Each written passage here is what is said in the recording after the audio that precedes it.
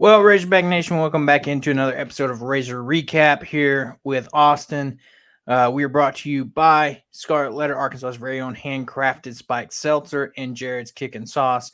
Sauce is great on everything, and it's hard to even know where to start after yesterday. It's almost like a loss of words that just, you know, you have Ole Miss come in and just drop 60 plus on you, and it's not a good weekend. Yeah, man. I've said it like 4 or 5 times on this podcast. I think Ole Miss are frauds. I still think they're frauds. Okay. And I'll make my case in a second. But maybe they found your podcast and they've been playing it over and over and over again. And I call us that beat down. Who knows? But I'm still not going to stop saying it because I'm going to say the truth. They're frauds. They're not a very good offensive team compared to who they played, right? They hadn't scored over 28 points against an SEC opponent until yesterday. And our defense has been pretty good up until we played LSU. And LSU just exposed us. That's what happened. LSU exposed our corners and said, guess what? You can throw on these guys all the time, anytime you want. And Travis Williams just can't figure it out. And I don't know if he can because I don't know if we have the personnel to do it. Like Jaheim, we were talking about it a little bit before. Jaheim Singletary, he ain't cutting it. Keith Robinson, he ain't cutting it. And you just don't have anyone else there. Like I've been thinking, if we had Nudie and Braxton back, would this be happening? And I don't think it would. Well, and at least not to this extent anyway. You could still get burned on some plays, but not to the extent of what happened yesterday. Right. I mean, that's going to happen because playing corner is the hardest position to play in football in general. But man, that was rough. And we made Ole Miss look like superstars. And that's I mean, like you can't even say anything about the offense, right? I mean, at first they weren't doing anything. They just were not moving the ball really. And then Taylor Green got hurt on the second drive. So they still gained 492 yards. And you can say a lot of it was in garbage time, sure. But that's still like they still had their starters in.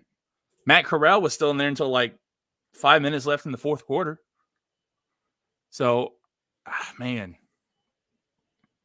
that bugs me. And I mean, you still have people out there like, I'm not going to name names because I don't want them to like start hurting get on your podcast. But there's this other podcast that goes around and they just talk about stupid stuff all the time. And they're pretty big and they're always like, well, I told you so. And they're like, we know what things are going on behind the background. And they're just, oh man, it makes me mad. But they're always harping on Taylor Green. Taylor Green played good yesterday. He played good yesterday. And he was hurt most of the time, right? I was about to say, he gets hurt, comes out of the game, gets a knee brace put on that knee and comes back in and still tries to, get this offense jump started. And I mean, it's just not working. And I will credit Malachi Singleton looked good. He played well in the second half. But you know good and well that the Ole Miss defense was set on cruise control. They weren't playing as hard as, if it was a much closer game. I mean, Green went 10 for 14. That's 70%. Way above his average. 158 yards.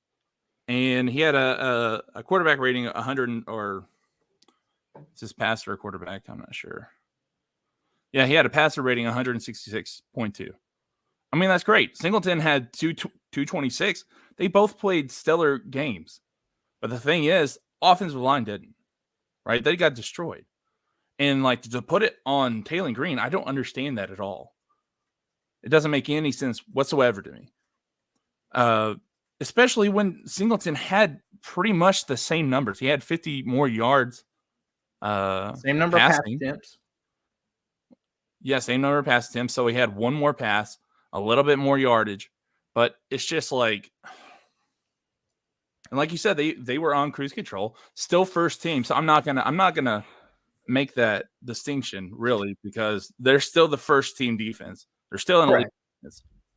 Ole Miss has had a good defense this entire time. Whenever I say they're frauds, I mean on the offensive side of the ball. Ole Miss has always had a good defense. Offense, I don't believe that they're 63 points better than our defense. So I don't know. I don't know where you go from here, because if they can't get that fixed, it's just going to look like that over and over and over again against people who have good defense or good passing offenses. We have good receivers. Like whenever Texas comes in, you don't think that Ryan Wingo is going to do that?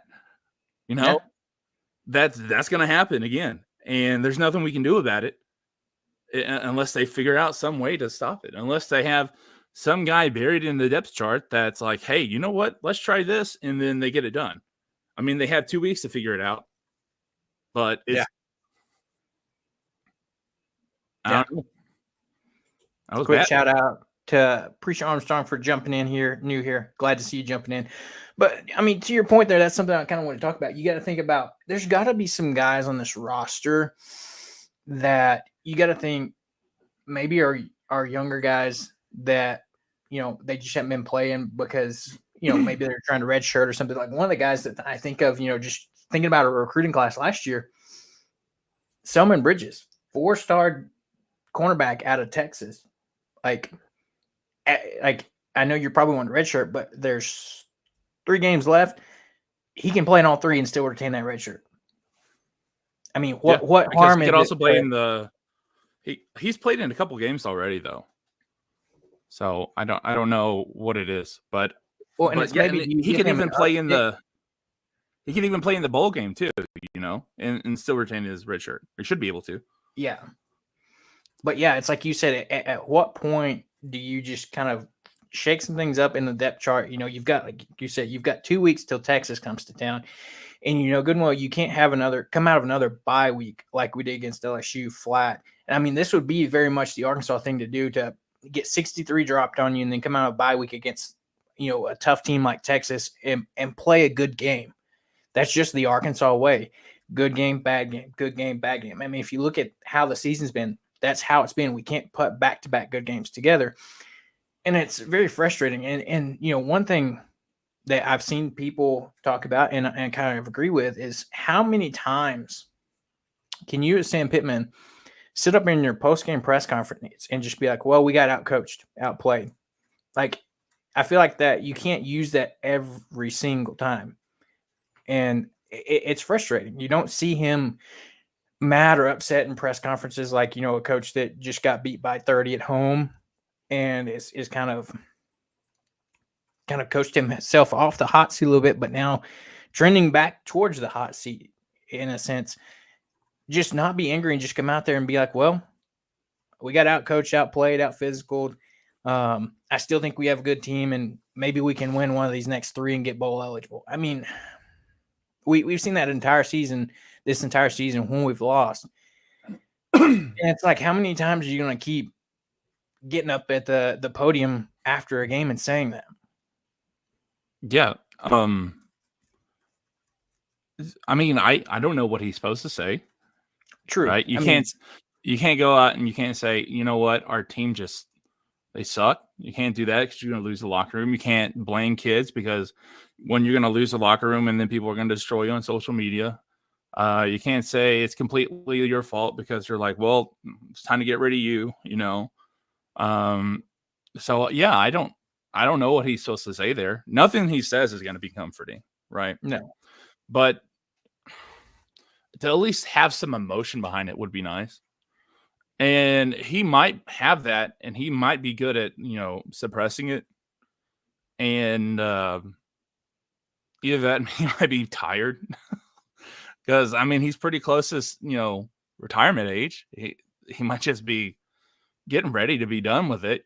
Who knows? I mean, they've also I don't know. He's been dealing with a bad hip too, so. Yeah. But, no, I get that totally. But the thing is, even if they get bowl eligible, I don't know if it's going to save him. Right? The only thing that I can think of in my mind that he escapes this season with a job is if he beats Texas. And then, beats Louisiana. Right? I mean, if he loses to Louisiana Tech, it's Louisiana Tech, right? We play. If he loses to Louisiana Tech, he's gone. Right? It doesn't matter if he beats Texas. You lose to Louisiana Tech, you're gone. Nah, I don't see him coming back from that. But even if he loses to Texas and then he beats the next two, if he beats Mizzou and Missouri for the first time ever, I don't think that's enough, right? Because the way that this team started out, right, looked amazing. They looked great. And then you just come flat against LSU. You destroy Mississippi State, and then you come out and you let Ole Miss do the opposite to you. Yeah. It's just there's no like consistency. And it feels like, especially with Ty Washington and Marquise Gums leaving or getting kicked off, it feels like this is the same story over and over and over again, right? I've given him chance after chance after chance, right? I've fought for him more than most people. But this is not good, right? I was about to say, and then at what point do you accept like, a 6-7 win season, a bowl game is good enough? Because last year was the first year that we didn't make a bowl under Sam Pittman. So, every year he's been here, except for last year, we made a bowl game. But at what point, like, even if we do get bowl eligible, like you said, if we say we don't beat Texas, you beat Louisiana Tech to get bowl eligible, you go to some small bowl game win, you don't say you don't beat Missouri in your 7-7 season. I mean, I feel like if you retain him at some point, are you saying just accepting this is as good as we can get, and Yeah.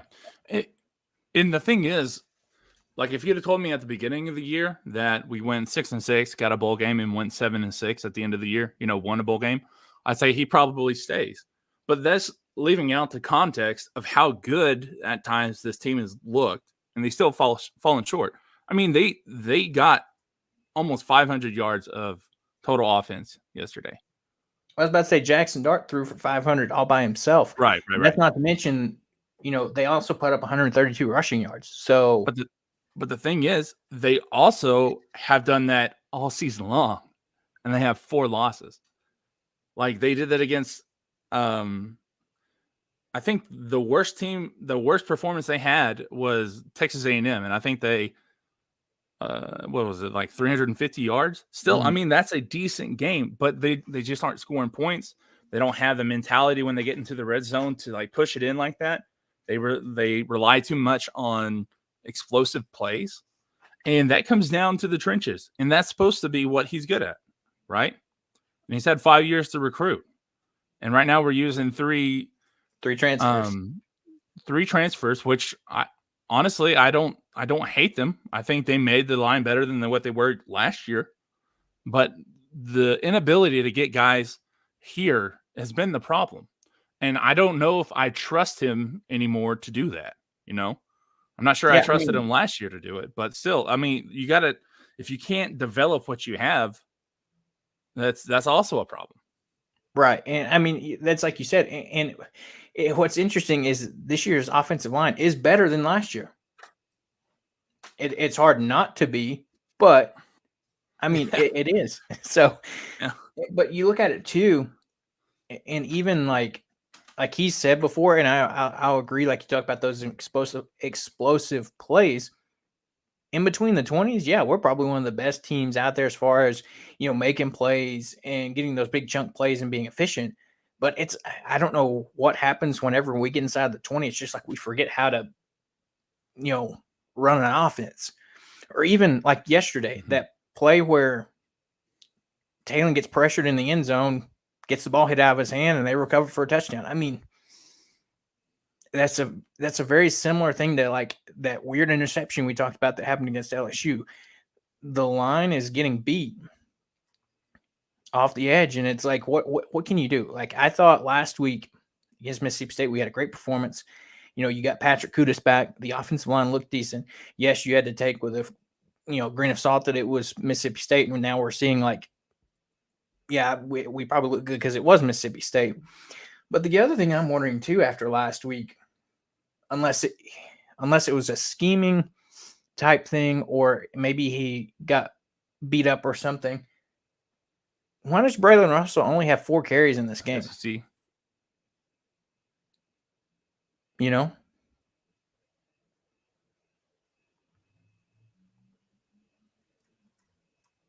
there? Yeah. Okay. Yeah, it froze on me, so it was spinning. I don't know what it was. But what were you saying? I was saying the thing that surprised me in this game is you look at it, Braylon Russell only has 4 carries after he had a great performance last week. Like, unless it was a scheming thing where they're just trying to get, like, using, Rashad Dubinion or Rodney Hill as kind of more quicker receiving backs, and you're trying to just get some stuff outside the edge or whatever it may be. Like, why is he not run more in this game after having a great week last week? Well, he did leave with an injury. So I don't know if it was more of a cramp or what it was, but it looked like he was favoring a leg, and I think it was the same leg that he hurt last week. Yeah. I think that's more or less what it was. And then whenever you get down to who they had left, I mean, you have Rashad Dubinion and Hill, and they aren't big guys, right? They're not every down type of backs. They're not going to be able to go against an elite line like Ole Miss has and stay healthy. And we need them healthy. So I understand why they stopped going to the running game. Because first of all, it just wasn't working. Like, nothing was working except for Green, but then he got hurt. So it was just kind of a hard place in a rock.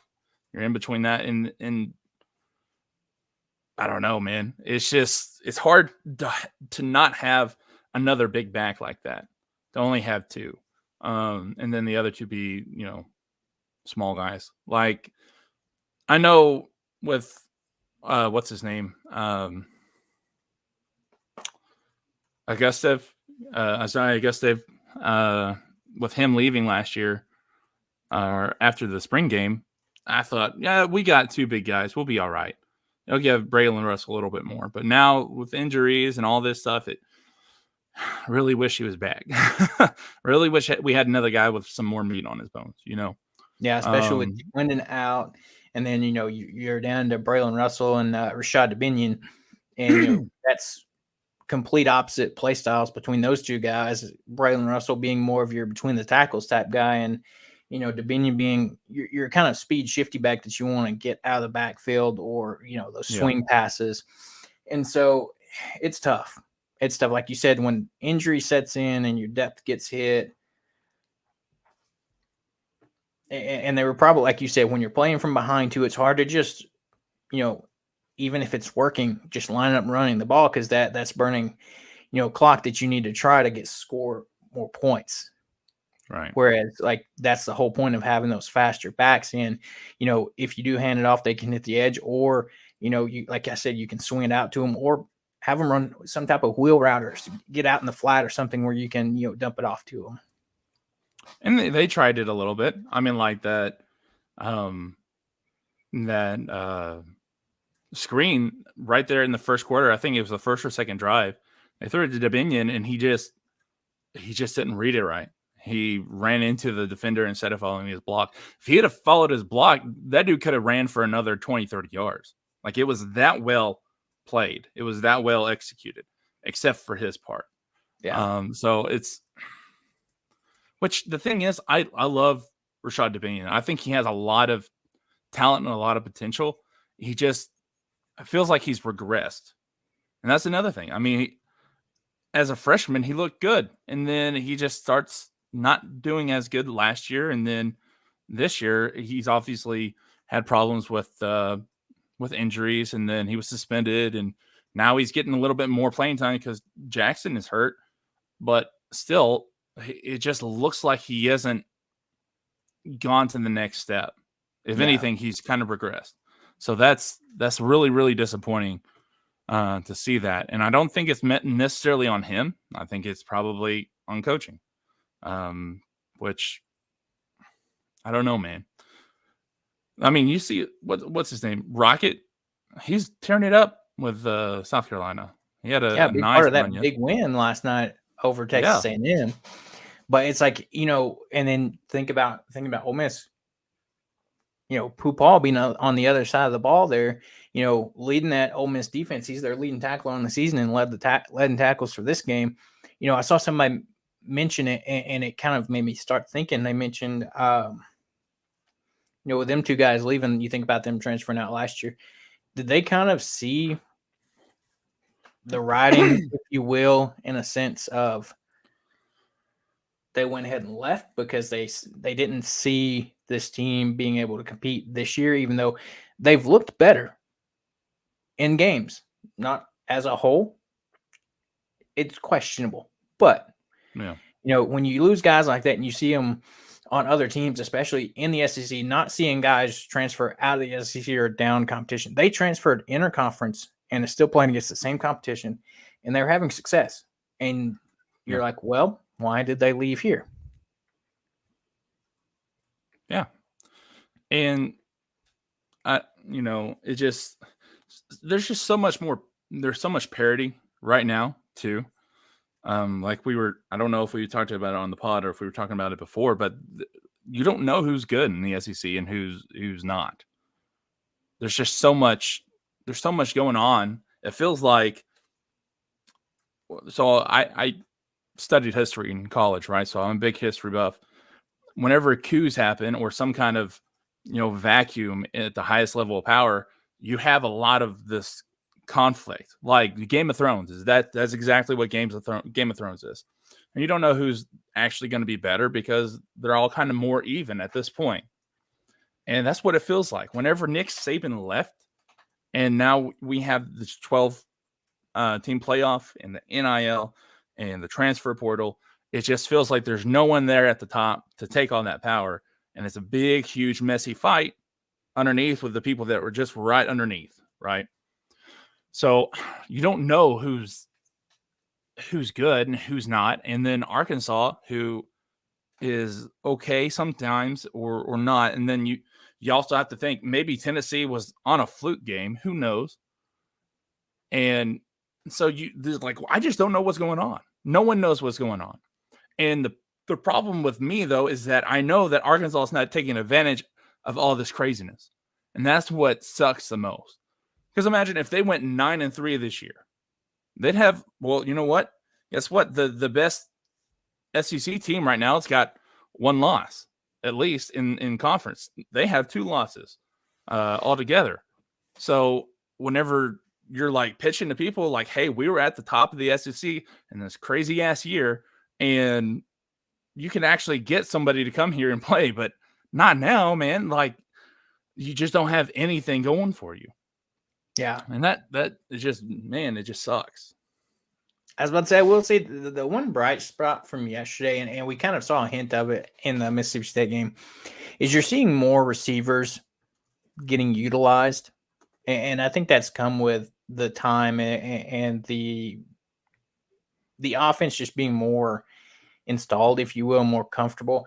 Like, shout out, I mean, Andrew Armstrong's been the consistent player on this team all season. You look at every game, he's been the one player, whether we have a bad game or we have a, good game, he's been consistently like he has that record of, the number of 100-yard receiving game he's had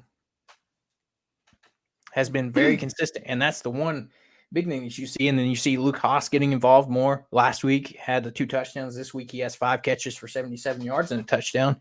And, Tesla, 3 catches for 64 yards. You had to see him have that fumble right there at the end of the game. But, you're seeing some progress in a sense.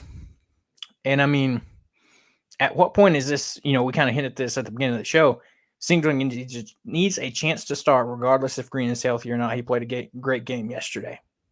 Yeah, but so did Green. Like, what did Green do wrong to lose his starting spot? Like, I don't think he played an immensely better game over Green.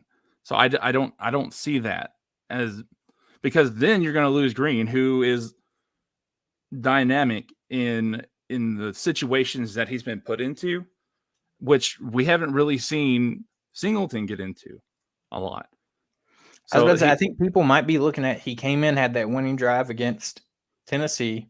You know, he came in, Arkansas had 10 points at halftime, come in and scored 21 points in the second half. You know, it's like we said, great game, and that was still part of the starting defense, but for Ole Miss in a sense. But yeah, I mean, it seemed like, yeah, this game he had a spark and was able to find something and get points on the board. It's kind of like a situation similar to, like, look at Texas A&M, and they're playing two quarterbacks. You had last week, Connor Wegman was not looking great. Marcel Reed came in and played well. I mean, I feel like that's kind of what we saw this week with Singleton, even though we didn't get the winner and it wasn't a big, upset in an emotional game or anything. But you saw Taylor Green playing, like we said, decent 10-14, get hurt, have to leave the game. But then Singleton comes in, finds a spark, is able to run this offense and score 3 touchdowns in the second half. And part of it, I wonder too, is if you look at it, say, Ole Miss doesn't come out of halftime and score a touchdown, we get a stop. Do you think Singleton still plays in the second half, or do you let Taylor Green come back out there and see if you can, try to get something going? Yeah, I mean, I think Green would come back out. I think Point, basically by halftime at halftime they probably made that decision, like, hey, if we can get a stop and go down here and score, I mean, we're back into this game. But if we don't, then we're pretty much going to lose. And I hate saying that because it feels like a loser mentality, but you got to think about the longevity of your number one guy, right? So the thing is, I mean, yeah, he played a great game, Singleton did, but the reason why he was in there is because he isn't the number one guy. We were going to lose that game by halftime anyway. Like, when they went down there and scored, it was over. We all know it. Everybody knows it. And you can live in the land of shoulda, woulda, coulda, but we know it was going to be over. There was no way to come back from that. And to put Green out there with a chance of getting hurt, re-aggravate his injury, and then maybe lose him for Texas and for Louisiana Tech in the bowl game if we get one, and then Missouri, then that's just a dumb thing to do. It's like Boobie Miles, from Friday Night Lights. Like, Billy Bob Thornton's character caught so much flack because he brought him out there when he shouldn't have, and he got hurt. And you don't want to do that. You don't want to lose the guy that's been giving you the best stuff to a stupid injury for no reason whatsoever. So that's why he was in playing, and he did a good job. I think he's going to be great. I love the way that he plays. To me, he looks like, and I'm not saying this in a way, I'm just talking about the way he moves. He moves a lot like Johnny Manziel. Have you ever, the way he runs, he really has this thing going on with his opposite hand. I don't know if you've noticed that. He's trying to keep his balance and all that. That's like he's steering with his other hand. Yeah. And I love it. It's entertaining, and he's so much quicker than what you think he is. And he's a great passer. But right now, Taylor Green is just a little bit better, a little bit more dynamic in with an offensive line that we have. I don't know how well Singleton can really move out of the pocket because he got sacked a lot. So I don't know, with the offensive line we have right now, if he would be the better option. Yeah. Because the quarterback we have has got to be able to run whenever we get pressured. So, and I don't know how well he does on the run. I don't remember seeing a whole lot of improvised plays from him yesterday, because it feels like the offensive line started to do well too. So like you said, I feel like they backed off a little bit, and it kind of maybe inflated what he did.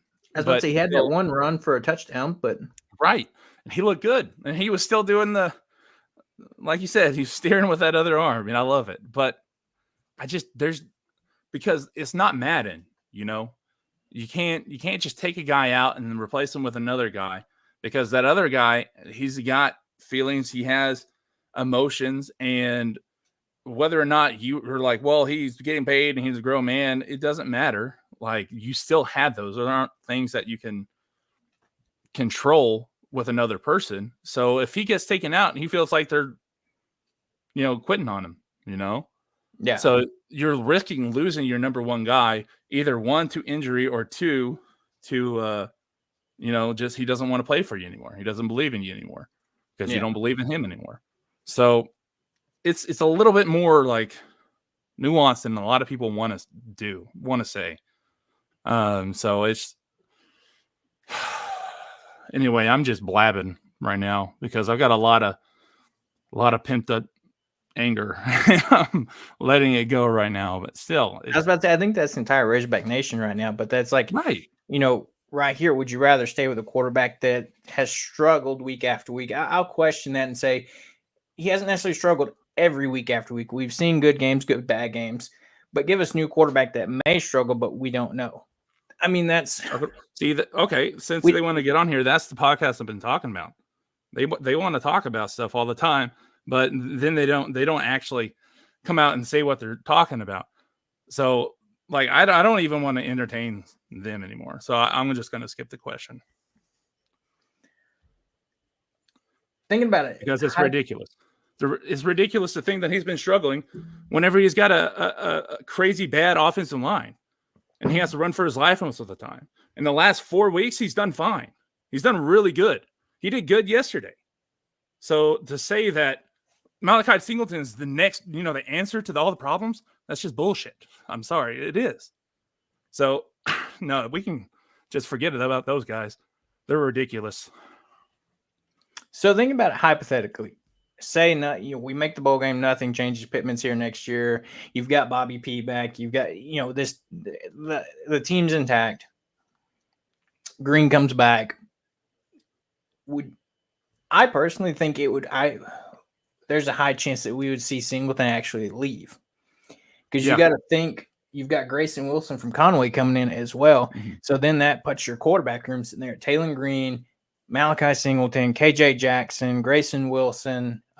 You've also got what's his name, Blake Boda on the roster that transferred in this past year that kind of was a depth add guy.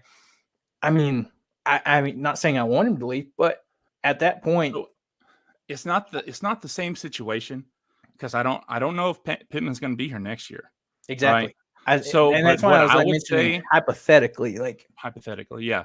But I would tell him, I'd be like, look over at Garrett Nussmeier right now, because that's what he did. He lost the starting spot and he stayed there at LSU, and now he's killing it. So I would just kind of like point over there and say, hey, look, you stay in one place, you develop, and you get good.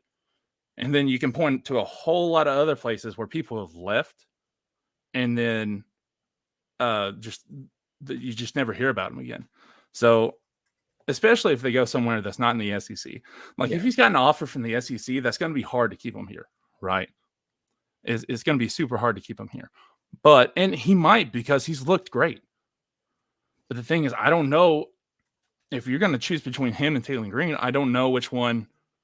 I don't know how you can justify saying, hey, we're going to get rid of him. You're going to be the next starting quarterback, whenever Taylor Green has the stuff, like, there, it's just that instinct, the ability to work whenever you are in duress. So I don't know how you could do that. But if he goes, right? He's got to make the decision for him and his family and stuff like that. And it's going to be tough, because I really like the kid. I really do. I mean, I agree with. But I mean, like, you got to think, from him, he's like, I've been here for 3 years, and I'm just as good as. He's probably thinking he's just as good, if not better, than Taylor Green, right? Because he looks good. But I don't know. That's what I'm fearing too, that he'll leave, especially if Pittman's gone. And that's going to suck. It really will suck. The thing is, if Pittman's gone and Bobby Petrino leaves, is Taylor Green going to stay? That's another thing. So I don't know. Because It's because all you up got in to the air think, right now. yeah, yeah. I mean, I don't know. At this point, I'm like you. I was trying to benefit of the doubt, but at this point, if we come out flat against Texas out of a bye week, you scrape by and beat Louisiana Tech, and then you go on the road and lose to a just bad Missouri team this year that you know they weren't what everybody expected. Even if we Yeah. do make that bowl game, it's hard for me to see Pittman back another season. I mean, Yeah. it really is.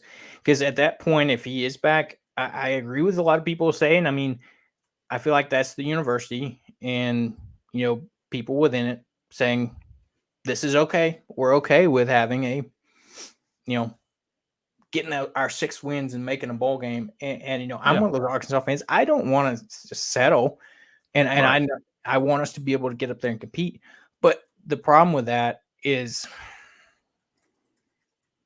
and my only thing with getting rid of Pittman, if we do, I want to see the university pony up and shell out some money to go get somebody. Because if not, what's the point to? Because you'll be right back in this spot 5 years from now if you kind of go the same route. Go get somebody, kick the tires on somebody that's been a head coach before, moved around. Like, if we're gonna actually say tear it to the ground, burn it, we're gonna start over, rebuild. You better be ready to go out and spend some money. And I just don't Yeah. know if the board and some of the inner workings are ready to do that. And that's my thing. Like, I don't want to say yes, let's settle because Pittman's been consistent in getting us to a bowl game. But also, if we're not gonna ante up and go spend some money, I mean, we went and spent some money on Coach Cal. So if they'll get some of these big boosters and donors, say, hey, let's make a run at this. Let's try to go get a good football coach and make something. Fine by me. Go ahead. But like, from what I've seen, at least with the football side of things, they're not ready to do that yet. No, and as much as I love Cal being here and how much attention the University of Arkansas is getting because of him, that did feel like, hey, we're a basketball school now. When he was hired, and especially when you see what he's making, because what did they? I don't remember what the rumor was for Lane Kiffin whenever he came here, but I think it was less than the $8 million or whatever that Calipari's making. So, like you said, I don't know if they're going to pony up and do it because they're going to lose a lot of fans if they don't find somebody that is proven, right? I mean, it's an SEC school. I know it's hard to recruit here and stuff, but you gotta be able to pay someone enough to where they're like, well, it is hard to recruit there, but I'm going to make a crap ton of money, and that's just what you got to do. Well, I And mean, and I know it's not the SEC, but an example that I kind of think of, look at Indiana. You don't think Indiana's hard to recruit at, but look at what they've done. yeah, They used that transfer portal. They got a guy that showed he could win at lower level, but as a head coach, and he came in and they're 9-0 right now, sitting in the top 10. But it's one of those things. You got to pay somebody. That's what it boils down to. You're gonna have, if you want to have success, you're gonna have to go out and pay somebody to come in and actually do it. yeah. Like the thing is, I think here's the thing: you're going to find someone who's new and fresh and is trending, or you're going to find someone who is older and has success. And I'm just like in a conundrum for it, right? Because I kind of would like to have like a Deion Sanders person, well, not necessarily him, but like someone to come in and re-energize the program, give it life, someone that can actually bring in some of those guys from the transfer portal and have them go 2 or 3 years. Because my problem with like Colorado and all them isn't the fact that I don't like Deion Sanders. I mean, I like Deion Sanders, right? I think he wanted the praise and attention before he necessarily earned it, because I mean, he's earned it in every other place. But like whenever you go to a new thing, whenever you go and start coaching D1 ball, you still got to re-earn it. And I think he was expecting to have that respect before he actually earned it. But I think he's earned it now, right? And he showed everybody that he can coach at this level, and he can have success at this level. But that's kind of the person that I would want, someone that could re-energize this team, but also has some kind of backing behind them, showing that they can coach and they can win. So, but and that never really comes together at the same time. So it's hard because we're just not that school, right? To pull a guy like that, someone who is fresh and can do all those things and has actually shown that he can win ball games. So I don't know. It's going to be a huge check, whoever they get to if they want somebody like that. And if they don't, or they keep Pittman here, if he, like I said, if he loses to Texas, I think he's gone. Right? That's just my feelings. I'm not saying I have any insider information or anything like that. That's just my feelings about it. So you can take it for what it's worth. But if they keep him here, that says, well, we're a basketball school now. Or if they go out and get some nobody who doesn't have anything to his name, then that says it's a basketball school. And as much as I hate it, I mean, that it is what it is. I'm still going to love football. I'm still going to love watching the Hawgs, even though I get my feelings hurt every Saturday. But it is what it is. And I can always look forward to basketball season, I guess. But yeah, I mean, it's tough because I'm in that same conundrum too. It's tough. I mean, I have to shout out Pigpen here making a good point. We saw Mrs. Armstrong on earlier. Like I said, Andrew's been one of the best consistent pieces on this team all year. And we appreciate him sticking around, coming back again this year, doing what he does for the school. He does help us get out of some of those bad situations. Yeah. Love it. Glad he's still Armstrong, here. So. He's one of the biggest success stories coming out of this NIL and transfer portal. So yeah, no, Andrew Armstrong is legit. He is going to go to the next level, and I don't know if he's going to be a superstar in the NFL. Probably not, right? But I feel like he can be a good player, and he still has the potential to go do that. There's a lot of guys out there who, I mean, look at Aaron Donald. He played for like Buffalo, right? And he goes out there and he tears it up. He's the best D tackle in the league forever. I mean, it's a little bit different situation for Andrew Armstrong, but I could see him going out there and tearing it up. And 100%. He got better here, and two, he's helped us get better. So yeah, no, he's awesome. I love Andrew Armstrong. I like got that skill set. I like Isaac Teslaw too, right? Like both of them came up here, took a chance because they could have just played, at their level and, ended everything whenever they got done with college and had, but they took that risk to come up here and maybe get put behind 3 or 4 receivers and never see the field again. They took that risk and it benefited them. And, without him taking that risk, we wouldn't be where we are right now because he's been the best receiver 2 years in a row. He's great. 100%. We kind of hit on it a little bit earlier, but, Pigpen says defensively, was it a DB talent issue or a T-Will scheme issue? Because if we run 22 miles an hour, then their wide receivers run 28. I think it's a combination of both. If we think about it, T-Will's trying the scheming with what he has, but some of these talents, and you're good, Pigpen. We can dive into it a little bit more.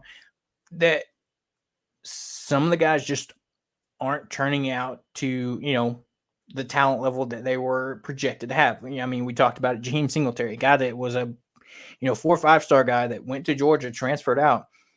Well, now it's kind of looking like, he's not turning into what was expected. You are missing Jalen Braxton. He's been a big piece that's been missing this year that would help. And yeah, I think it's just, you might have some depth, but the talent level isn't there all the way across the board. And you're seeing these guys getting beat. And, there's also T-Will's doing what he can with what's here, if you will. Yeah. See that I think that's a great answer because it is both. It's because T Will likes to put corners on an island a lot because you have to do that whenever you blitz. And the thing is, whenever you do that, you have to have really good corners. So maybe if you played more zone, they could probably get away a little bit better.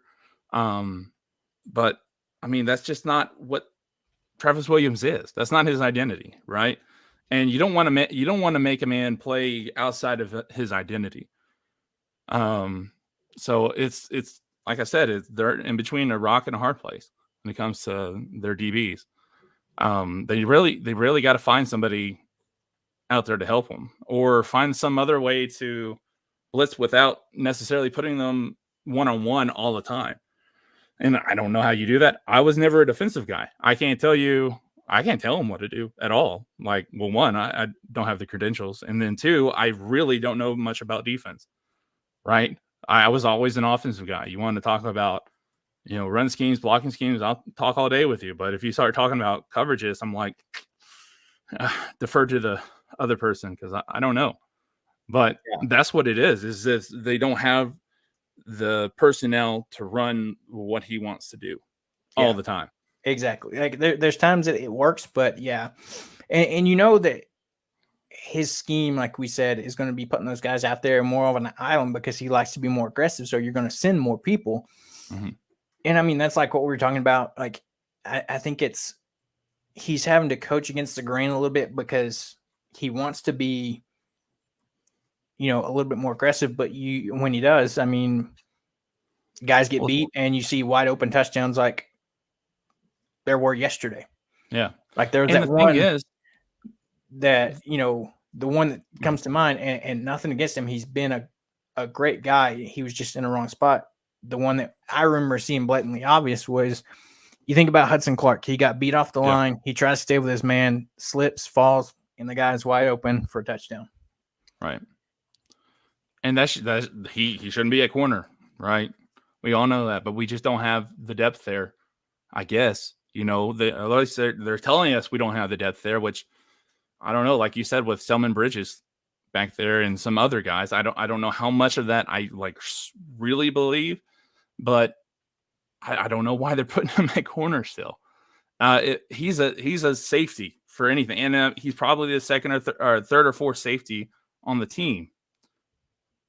So I don't know why he's necessarily getting all that playing time. And I like Hudson Clark too. He was there for us at certain times, but you got to think.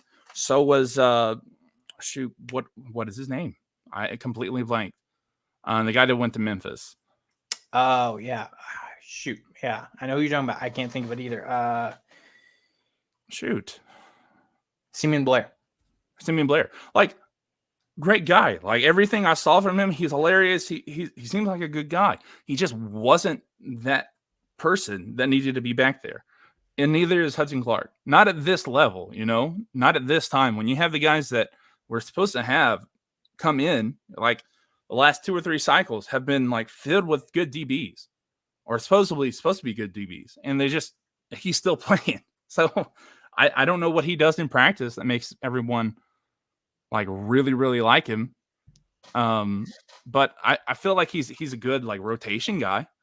But the thing is, he's out there all the time because he rotates from DB to nickel to corner. So I don't know, man. I don't think putting him out there against anybody on Ole Miss's team was smart. Yeah, and it's like even without Trey Harris, they still had the receivers out there that Wilkins or whatever his name is. Watkins, yeah. Watkins. He had as many yards and as many touchdowns as most teams get in a week. Yeah. 8 catches for 254 and 5 touchdowns. Oh, and that's the thing too. I was going to make this point earlier, is that Williams, they played quite a bit of zone, and Jackson Dart just picked them off. Like, we said before too, the film was out there from LSU, and it's out there now, and the film's out there now from Ole Miss this week. So there was one play that it was just a really good throw by Jackson Dart. He had some kind of blitz where he pulled the defensive end back out into zone coverage, and he threw it just right over the top of Nico Devier, just right over the top of him, laid it in there between him and either the corner or nickel. I don't know who it was, but I'm like, you can't defend against that. That's just a good play by Jackson Dart, and he did that a lot. So I don't know, man. I don't know what the fix is for the defense for sure, and it just sucks that all it took is that one game against LSU for them to get exposed like that.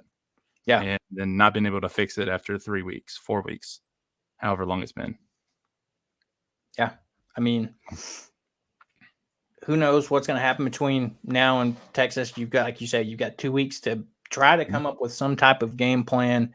Like I said before, it'd be very much the Arkansas thing to do to, after, this performance this week, losing by 32, you come out and play a close game against Texas. I mean, that's just the nature of Arkansas and how it's been. I mean, yeah. Yeah. And the thing is, maybe one day Landon Jackson can get some help. Man, I feel like Landon played great yesterday too. That's one of the underrated parts about the game, is that he was all over the place, and he I don't think he got but one sack, like late in the game, but he was forcing Jackson Dart to make some throws he didn't want to, and he was doing good. It's just, and I didn't really pay a whole lot of attention to like the defensive tackles and how well they did, but they've done well the last 2 or 3 weeks too. So I don't know. It's tough because he's still getting double teamed, because I don't think anybody else on that D line necessarily scares them enough to be like, okay, well, we're not going to double Landon. And I think that's the thing. Nobody's done enough there. Each of those different guys you think about, Nico Devier that you talked about, Cam Ball, guys like that, they've each had some flashes where they've done great things, but on a consistent level, these teams are like, okay, well, we'd rather take the chance that those guys have 1 or 2 good plays and tries to beat us than, we'll go ahead and just double team one of the best players on this defense that decided to come back. And easily, it's probably still going to be a decent pick in the NFL draft. Yeah, I don't think him coming back actually hurt his draft stock at all. I mean, he had a few games at the beginning of the season that were, kind of sucky, but you can obviously see on tape he's getting double teamed all the time, and now he's figured out how to get past it a lot. And if anything, it probably raised it a little bit. I was about to say it probably made him a better player, because he's having to figure out, develop some new kind of moves, or the way he attacks a defender or 2 defenders and things like that. Because like we said, we saw him still get to the quarterback and get some pressure back there. So it's not like they're just, even though they're double teaming, they're not completely making him not a factor in the game. It's just he's not as much of a factor as if he had a one-on-one matchup where he just gets by the guy and is free to attack, whether it be the quarterback or ball carrier, running back. Yeah, and I mean, like, whenever scouts are going to look at him, whenever teams are going to start looking at him, they're going to look at that tape between him and that tackle from LSU, and they both played really good games. Like, there was some times where Landon won, and there was sometimes when he won, but they were getting after it. And that one, they're going to kill 2 birds with 1 stone with that tape, because they're both good. That tackle, he's probably going to go in the first round, if not the first tackle off the board. Landon, I'm feeling like 3rd round. Like, if he gets past the 3rd round, I'm going to be completely surprised. So, like, late 2nd or 3rd round, kind of. That is if he continues to play like he's playing. So, especially if he has a good game against like Texas, heck yeah, like, I think it's a done deal. He's going to at least go in the 3rd round or earlier. But there was one point I was wanting to make, but I can't remember what it was. Yeah. But anyway, yeah, Landon is good. Cam Ball, I still think Cam's good. I think Eric Gregory is one of the most underrated guys on the defensive line. And I think he's actually played really good this year. And I think he might have made a name for himself, especially if he does good in the combine. He might actually get drafted. And I think he did that by coming back this year and kind of making a name for himself too. So I'm really surprised, or not really surprised, really happy and pleasantly surprised, I guess, about how well he's done. Now, on the other side, Nico Davier, he's done really good, but like Junkaj, I'm a little bit underwhelmed. And I thought I might, because he did look a little bit undersized, like in the spring game, and he just didn't look super, super impressive. But maybe one more year under the strength and conditioning staff, or, at this level, he might turn into a dog. Who knows? So I think he's got the maybe like the underlying skill to become that. He just might need a little bit more time. I don't even know if he still has eligibility. Does he? That's what I was going to see. I want to say I don't think so. Yeah. Well, that sucks if not. See, that's the thing. Like we were talking about with Andrew Armstrong, man, these guys take risks when they come up to another level, especially if they have 1 or 2 years left. That's a lot of risk to come up here and not play a whole lot, and then, go home and be in the exact same place you were when you could have been at a lower level and played and been, that guy at another school. So, he's listed as a senior on the roster. So is he a redshirt senior or just a senior? It says senior with an asterisk on it. So. Oh, and then he's a redshirt. Yeah, then he's done. It doesn't specifically say redshirt senior like some of the other guys on there, but I think maybe that's for transfer or a grad senior or something like that. Yeah, but yeah, I mean, it's going to be. Hopefully, they can come up with a game plan these 2 weeks. We'll see what happens. But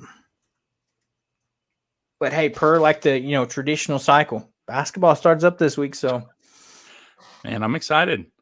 And what's funny is like when they lost to TCU, you had all these Kentucky fans in the mentions of Arkansas's pages, and they're like, "Oh, you guys suck. This is exactly what John Calipari does," and blah blah blah. And then whenever everybody was excited about how they beat the number 1 team in the country, Kansas, they're like, "Oh well, they're making all these excuses. Well, it's just an exhibition game. Hunter Dickinson wasn't playing. Blah blah blah."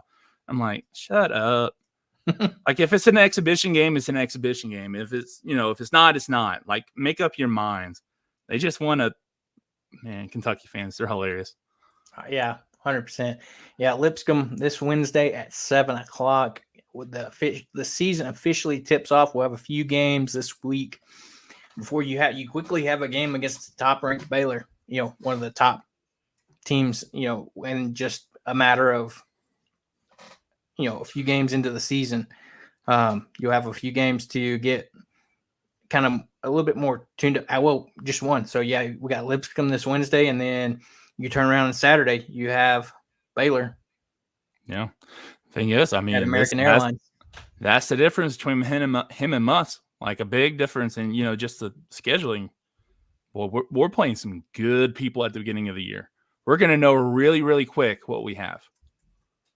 So that's going to be fun and either exciting or very depressing. Who knows? Yeah, I'm hoping for the former. I agree. After football season, I'm hoping, man. I was about to say, I think this is going to be a young team that I think they're very much going to get better as the season goes, especially just because, I mean, they're going to have some success early on, but I think you see, it's like Coach Cal keeps saying, and we keep saying on the show, like what Coach Cal says, he's like, guys, we're there. I feel like they're going to have a good squad, but temper expectations because, like he said, when I got here, I had no team, no staff, and within 6 months, he's built a team, put this together, and I mean, we saw flashes of high potential against Kansas. Look at Boogie Flame, DJ Wagner had an amazing game. You look at the TCU game. Other guys stepped up. You had Adu Thiero look like, one of the best guys on the team. Yeah. And I think that's what you still see all season. You still have John L. Davis, who really hasn't hit his stride yet. And we know what he can do, right? And you're still waiting on Jonas Adu to come back from injury. Yeah. He's been trying to get healthy. So Yeah. No, there's a lot of potential, a lot of excitement for at least me. I know that's for sure. Yeah, And I I'm don't excited. even I don't even get up for basketball like that. Really, I don't. And then it was weird because like this whole time I'm like, yeah, basketball's about to start, but the Hogs are still playing. Like the football team's still playing. And that's like my love, right? I love the sport. It's the one thing I think about like all the time other than my family, that's just I love football. But then the day before they play Kansas for the exhibition game, I was like, oh, I can't wait. I can't wait to see this team. I can't wait to see what they do and how they actually look out there in red and white. It's gonna be awesome. And Playing on so the Slobber Hog court. so yeah, well, I mean, I might really, really have people mad, but I could take or leave the slobber hog. I was still a kid whenever they removed it. So it's not like in my heart like it is with a lot of people. And I didn't really start paying attention to basketball until I got to college. Yeah. So that's me. I might get people mad about it. I understand it though. I understand that people love it, and I think it's great that they love it. It's nostalgic. I think that's what gets Yeah. people. And you know it's what? It something looks good. different. Yeah, It looks good. fantastic. Yeah, it looks great. So it's not like I don't like it. I just like, you know, It's not as whatever. a big deal to you as some Yeah. other people. Right. Now, like to my mom or my dad or, my grandparents, they might love it. I haven't really talked to them about it, but for me, it's like, yeah, it's cool, but it's not like it's nostalgic to me. But it looks good. And I think man, it's just a cool thing to do, having a new era, having Coach Cal just kind of change some things up a little bit. It's been a hot minute since we've redone the Yeah. court and changed what the middle and the logo and Yeah. everything like that. So I think it's just, they're building on the excitement with Coach Cal coming in, doing something that like, the past few seasons, you've had some fans here and there say, hey, let's get Slobberhog back on the court. I think that'd be cool to see, especially with the whole anniversary of the 94 team, happening last season, things like that. So like, yeah. I think it's just cool to incorporate. And it's also weird seeing like DJ Wagner and Aduthiero and all them in Hog uniforms. It's so weird.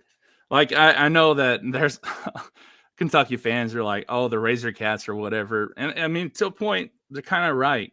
It's pretty much like half of or at least a quarter of Kentucky's team. So, but it's cool to see them out there, and it's cool to see. What I really liked about that Kansas exhibition was being able to hear Calipari while he was Mic'd up, coaching. yeah. And it was cool to hear, how he talks to guys, and because whenever you see him in the media, he's really even keeled and stuff. But like when he's out there, he's actually yelling, and you don't know what he sounds like or what he looks like or how the tone is or anything like that. And it's so cool to see him actually out there and conversing. And he does look a little bit happier. You gotta admit that. Like if you're a Kentucky fan, you gotta admit he looks a little bit happier out there in red and white. I'm just saying. Yeah, I agree. I think it's a fresh start for him. Yeah. Like Jimmy says here, hog ball, baby. I agree. I'm excited for Wednesday. I'm going to the game, so it'll be fun to see the first official game of the Coach Cal era. Yes, we've gotten these two exhibition games, but man, that first game, it's going to be electric. I think you're going to have a lot of people show up for a game against Lipscomb. I mean, the fact that you can sell out the arena for an exhibition game is cool. But the fact that I guarantee you for Wednesday night at 7:00, Bud Walton is probably going to be pretty much packed because everybody wants to get out there and see Coach Cal. That's going to be, this season, good luck trying to get tickets for a lot of the games this season because everybody's excited to get their chance to see Coach Cal. So, yeah. And what's crazy about it is that, obviously Coach Cal is going to bring a lot more eyes to the program, right? I think out of everything, I think that's probably the biggest thing is him being able to build the brand here, right? Just by being and then John Neighbors said it a few days ago on his podcast. He was like, he's a celebrity who's also a basketball coach. He's out there hanging out with celebrities on the weekends, and then coming back here and then coaching a basketball during the week. And that's really cool. And I didn't realize how like not visible we are to everybody until I started working for Fansided, right? I'm in a group text with all the other site experts and stuff like that.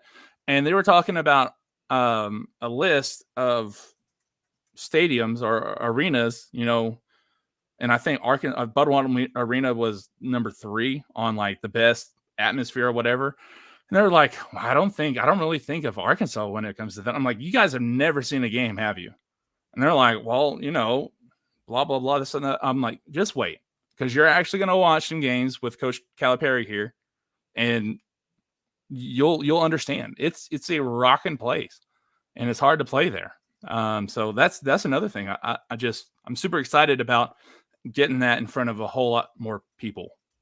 Yeah. Especially when it comes to recruiting stuff. They're already killing it recruiting, but it's just going to bring so much more. Yeah, I agree that national recognition is going to be big. Because it's like if you look at the timeline, you had Mike Anderson get us back to a solid state, of consistency, but not quite getting over that hump. You had Eric Musselman come in and just kind of take us up that next level, getting us, more known, taking us to the tournament, taking us to, the Elite Eights, the Sweet 16s, getting us back to Arkansas basketball that we saw in the 90s. Mm-hmm. And, he leaves. And, for a minute there, I think entire Razorback Nation thought that, it was over. The sky was falling. And then we somehow make this big splash higher that I think, I'll say I think Coach Cal probably is here around maybe 5-6 years or so. I think that's probably a good guesstimate for how much longer he wants to coach.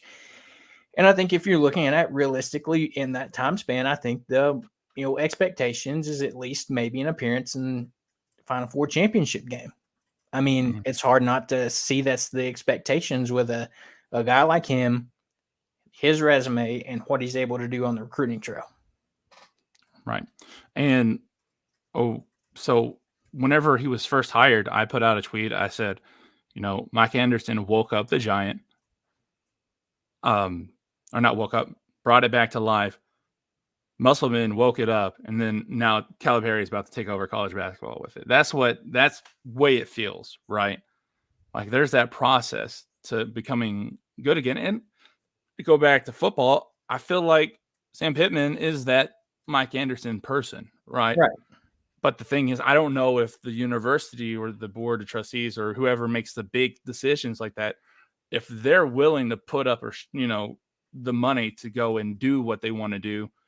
With to find your next Eric Musselman of football. Yeah. Right. So I don't know. We'll see. Yeah. We'll see. Yeah, I was about to say it was good. Ready for basketball. Hopefully, who knows what's going to change in football within the next 2 weeks before Texas. Who knows what the rest of the season is going to play out as. We could be sitting here in a month talking about a coaching search, or we could not be. There's a lot of factors that are going to go into that, and it's going to be tough. But it'll be what it'll be. At the end of the day, we can't control it. But that's been this episode's recap. With this being a bye week for us, we'll still be back later this week. Probably not on Wednesday. We'll probably switch back to Thursday this week to do our weekly show. Just no football previews. It's a bye week this week. We'll catch you up on basketball and kind of go over the game on Wednesday and get you ready for that big matchup against Baylor on Saturday. Thank you to everyone that has tuned in this week, and we'll catch you right back here later in this week for our regularly scheduled episode.